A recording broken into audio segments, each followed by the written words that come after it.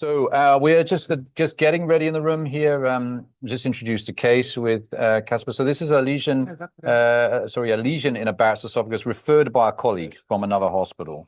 And he's found something. Maybe it was a bit inflamed at the. Yeah, I should rotate that. Yeah.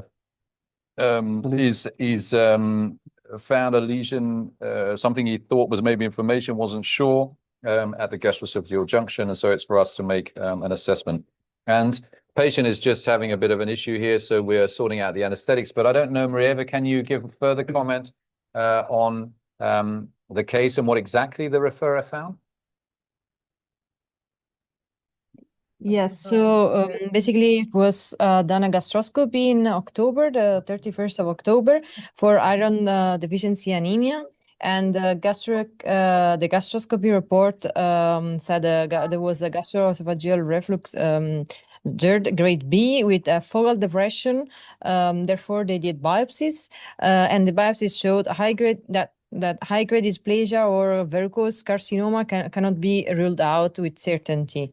In the same context, do you think from the report of the referring doctor that they suspected that this was something malignant, or was it like, oh, this is something a bit weird?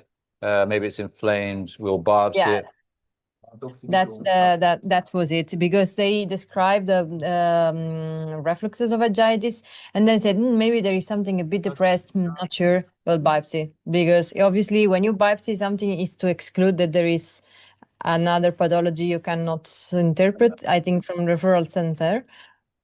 So there was some suspicious raised from that image. So yeah, that I think it's really important that they did actually biopsy it, and they didn't just say, okay, PPI and we'll see you back in 8 weeks. Well, this comes to something very important that we've been haggling about in the upper GI guide, upper GI curriculum, that we've also had discussions about that are different between different people. Like, when you see inflammation, when do you biopsy, or when do you put the patient on acid suppression and bring them back at a certain interval? And there's a nice case that Roland showed me, a photo. I don't know, Roland, if you're able later to show that photo that you entered into the mail chain between myself, you, and Nigel, I think it was.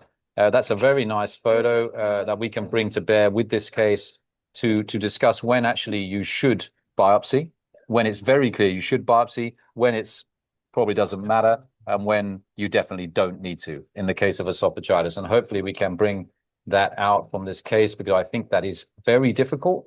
A lot of people find it difficult to differentiate around the gastroesophageal junction. Maybe there's a bit of